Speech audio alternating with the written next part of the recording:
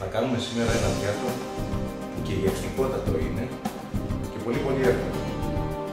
Είναι πολύ εύκολο γιατί θα δουλέψετε με δύο βασικά υλικά. Σηκώτη και κρεμμύδι. Σηκώτη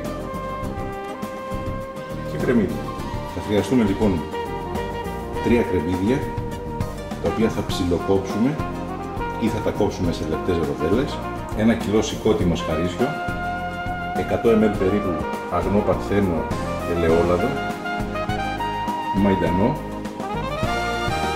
και φρέσκο βούτυρο, γύρω στα 50 γραμμάρια. Όχι, αυτό είναι τσίπουρο, είναι άσχετο με την συνταγή μας. Πολύ χρήσιμο όμως για παρέα. Θα καθαρίσουμε και θα ψιλοκόψουμε τα κρεμμύδια μας. Θα τα κόψουμε σε ροδέλες.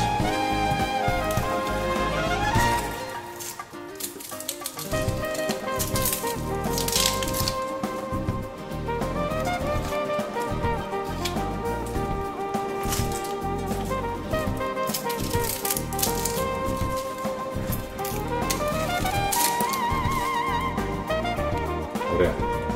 Τα κρεμμύδια μας τώρα είναι καθαρισμένα. Θα τα κόψω σε λεπτές ροδέλες. Εσείς αν θέλετε μπορείτε να τα ψιλοκόψετε.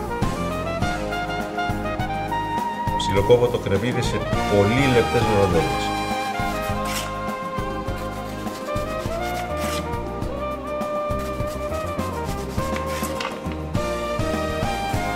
Διαφορά δεν υπάρχει καμία από το να το κόψετε σε ακανόνιστα κομμάτια, είναι απλά θέμα εμφάνισης.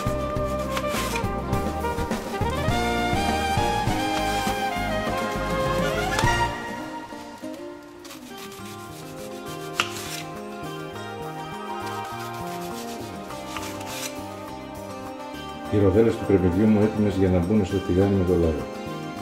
Έχω ψιλοκόψει το μαϊδανό μου, αυτός είναι αρκετά παραπάνω από 3 κουτάλια της σούπας, αλλά ο μαϊδανός δεν έκανε ποτέ κακό σε κανένα. Ρίχνω λοιπόν σε αντικολλητικό τηγάνι λίγο παραπάνω από τη μισή ποσότητα του λαδιού μου, δηλαδή περίπου το 1/4 του ποτηριού του κρασιού.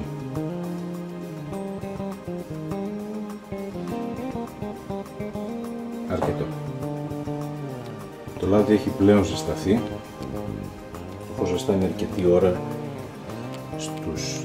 στους 3 βαθμούς, 3-3,5 βαθμούς. Θα προσθέσω τώρα τις ροδέλες του κρεμμυδιού μου.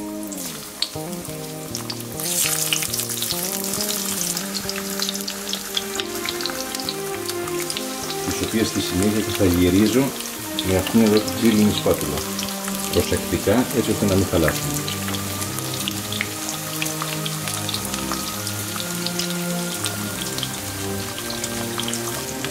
Κομμάτια όπως αυτά του κρεμμυδιού που ξεφεύγουν από το σχήμα της ροδέλας φυσικά και δεν τα πετάτε. Τα ψιλοκόβετε και τα προσθέτετε και αυτά μέσα στο τηγάνι όπως όλα τα άλλα. Αλίμονο. Με την ξύλινη σπάτουλα κοινώ τα κρεμμύδια να μην τυχόν και μου κολλήσουν. Τα γυρίζω για να ροδίσουν και από την άλλη μεριά και αυτή η διαδικασία κρατάει μέχρι να μαλακώσουν εντελώς και να πάρουν και λίγο χρώμα. Πώς σας φαίνονται? Αρχίζουν και παίρνουν χρώμα, μαλακώνουν και βγάζουν και μία θεσπέσια μυρωδιά. Ένα άρωμα ανεπανάληπτο. Ωραία. Θα μας πάρει περίπου 1,5 ώρα αυτή η διαδικασία με την χαμηλή φωτιά που έχουμε, τη σιγανή φωτιά που έχουμε. Μέσα σε αυτό το χρόνο θα κόψουμε το σηκώτη μας.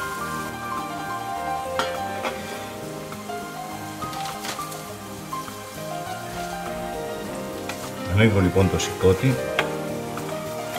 μέσα σε ένα σκεύος όπου και θα το κόψω.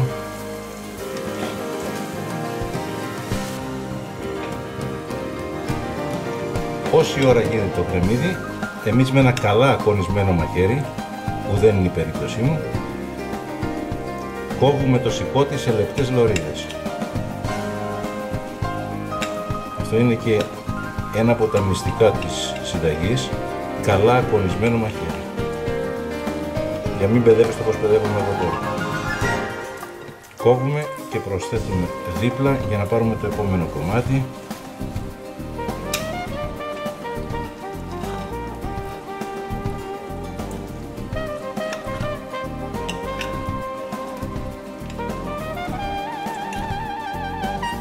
κρεμμύδια μας πλέον είναι έτοιμα, έχει περάσει και η μισή ώρα περίπου. Με τη βοήθεια μιας τρυπητής σπάτουλας θα τα βγάλω από το τηγάνι, θα τα αφήσω σε ένα σκεύος που θα τα διατηρήσει ζεστά και μέσα στο τηγάνι, αφού προσθέσω το υπόλοιπο του λαδιού, θα ρίξω τις λωρίδες του σηκωτιού. Προσθέτω λοιπόν το υπόλοιπο λάδι.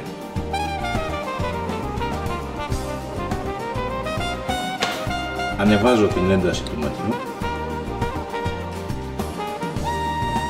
και όταν θα αρχίσει να τσιτσιρίζει το λάδι, να έχει κάψει για τα καλά, τότε θα ρίξω μέσα τις λωρίδες του σηκωτιού. Εντάξει, η στάθμη του τσίμπορου όλο και κατεβαίνει. Γεια σας. Το λάδι ήδη άρχισε να τσιτσιρίζει, οπότε παίρνω τις λωρίδες του σηκωτιού και τις ρίχνω μέσα στο τηγάνι μου. Θα φροντίσω να τις κοινώ διαρκώς με μια ξύλινη κουτάλα για να μην βολήσουν, να γυρίζουν από όλες τις μεριές.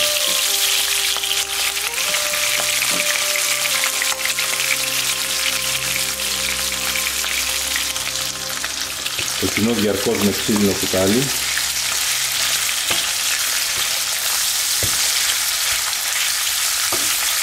Θα μαγειρέψουμε έτσι για 5 λεπτά.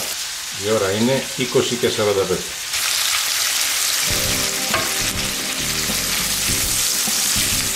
Αν το είχα σκεφτεί πιο νωρίς, θα τις είχα βάλει μαζί με τα κρεμμυδάκια, αλλά έχω κάποια υπολείμματα πιπεριών. Θα τις ρίξω τώρα πάνω στο κρεμμυδάκι, στο σηκώτη. Έτσι, για να δώσω ένα δικό μου τόνο, δεν το θέλει συνταγή, για να δώσω ένα δικό μου τόνο στο φαγητό.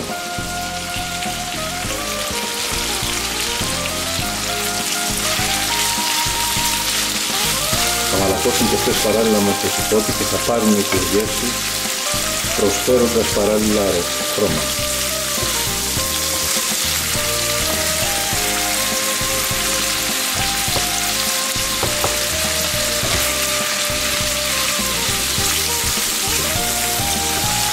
Δεν αλατίζω, δεν πιπερώνω, θα το κάνω στο τέλος του 5 λεπτού.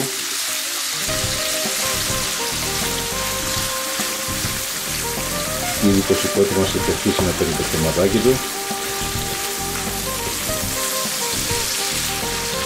Έχω βεβαιωθεί ότι το σηκώτη που έχει πάρει το χρώμα του, άρα είναι ώρα τώρα να προσθέσουμε από επάνω και να το αφήσουμε να μαγειρευτεί για κανένα 2 λεπτά ακόμα το κρεμμυδάκι. Μόνο να μπορούσατε να αισθανθείτε τη μυρωδιά που μου έρχεται τώρα στα ρουτούνια. Προσθέτω αλάτι, όσο μπορώ λιγότερο. Προσθέτω πιπέρι, όσο μπορώ περισσότερο. Και με την ίδια τρυπητή πάντα σπάτουλα αφαιρώ το σηκώτη από το τηγάνι μου. Θα προσθέσουμε λίγο φρέσκο βούτυρο. Για την ακρίβεια, περίπου το 1/5 της συσκευασίας, 250 γραμμαρίων. Αυτό το βούτυρο το ανακατεύω μέσα στο τηγάνι.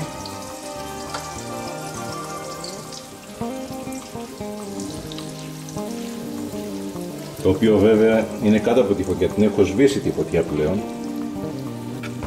Και εδώ μέσα θα προσθέσω τον μαϊδανό μου. Θυμηθείτε τουλάχιστον 3 κουταλιές της σούπας, εδώ βέβαια είναι αρκετά περισσότερο. Πώς? Τώρα άρχισε να σας αρέσει, Έχω πάρει κάθε ίχνος από τα κατάλοιπα του σηκωτιού. Και τώρα αυτό, με αυτό θα περιχύσω το σηκώτη.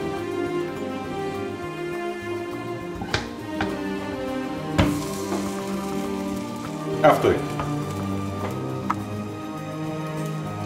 Σηκώτη alla veneziana από τον GGR.